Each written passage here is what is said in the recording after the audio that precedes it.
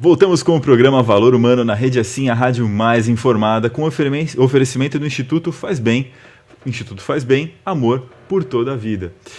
Estamos conversando sobre um tema curioso, que é intuição, que às vezes parece algo, místico. Não é. É simplesmente uma capacidade mental que as pessoas têm, mas perderam contato com ela ao longo da sua existência, né? E estamos falando sobre isso com um especialista que é o Sérgio Antônio Meneghetti.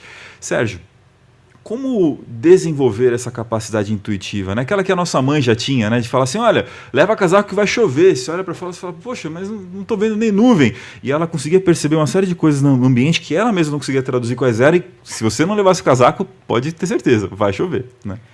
Então, a intuição, né, hoje a temos, graças à evolução psíquica do ser humano, biológica também e moral. Ou seja, a evolução é muito importante nesse sentido.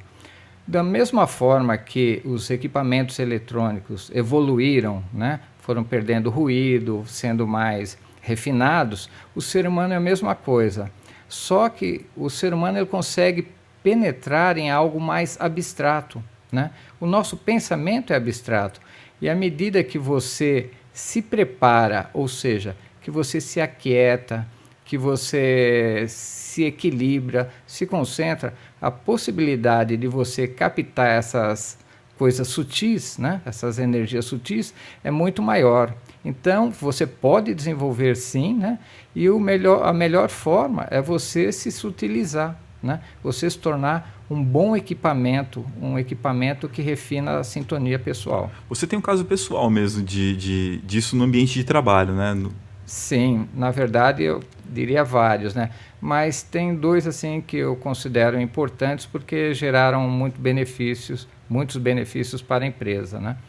Um deles foi a aprovação de um projeto com a Honda, né? Que já estava, como dizem, né? Jogaram já a toalha porque não conseguiam atingir a necessidade do projeto. Eu solicitei se pudesse tentar da minha forma, né? Eu fui num ambiente de trabalho, me preparei, ou seja, me equilibrei tudo e soltei a mente, deixei a coisa rolar. De repente eu vi na mente o processo que eu deveria fazer, fiz as mudanças necessárias que eram contrárias à performance da empresa, o que a empresa do jeito que ela trabalhava, padrão, né? Como padrão operacional, e as propriedades que eram o gargalo da coisa aconteceram. Então foi aprovado um projeto, gerou-se ganhos com isso e economia também de matéria-prima importada, que era importante para esse tipo de projeto. Sérgio, além de um especialista em intuição, você tem um trabalho muito bonito e muito poderoso voltado à questão da paz. É uma pessoa muito atuante, inclusive tem vários títulos referentes a isso, por exemplo, de embaixador universal da paz pela França e pela Suíça. Como isso aconteceu na sua vida? Eu sempre procurei escrever ou transmitir alguma coisa pela melhoria do ser humano. E lá pelo ano de 1999 eu fiz até uma logomarca, um logotipo, né? Paz no Mundo, né? Era alguma forma que eu queria fazer para gerar a paz. E também eu comecei a escrever para ver se aquilo que eu escrevesse gerasse alguma coisa para o ser humano, né, para melhoria, né? Então eu fiz 100 poemas misturado com escritas, né, e fiz também o título do livro Paz no Mundo. Essa entidade a qual você comentou, ela surgiu por volta de 2005, 2006, se eu não me engano. E como eu fazia parte de um grupo que seria Poetas do Mundo, né? Uma pessoa que era representante aqui no Brasil, vendo o meu trabalho, encaminhou lá para a Europa e esse título veio para mim. E seu gosto pela escrita e a produção nessa área, dali em diante, decolou forte. Você teve um caso interessante de conseguir escrever 6 livros em 75 dias, é isso? Publicar? Não só escrever e publicar, né? Correto. Nesta época eu estava morando em Orlando, eu e meu filho, e tinha um tempo ocioso, né? Então, eu escrevi primeiro um trabalho por um assunto intuitivo, né? Que é procurando contatar cientistas lá dos Estados Unidos, de outros países. E eu fiz um pequeno trabalho e depois falei, pô, cheguei até aqui, por que não fazer o restante? Só que aí foi desafio que detonou outras coisas.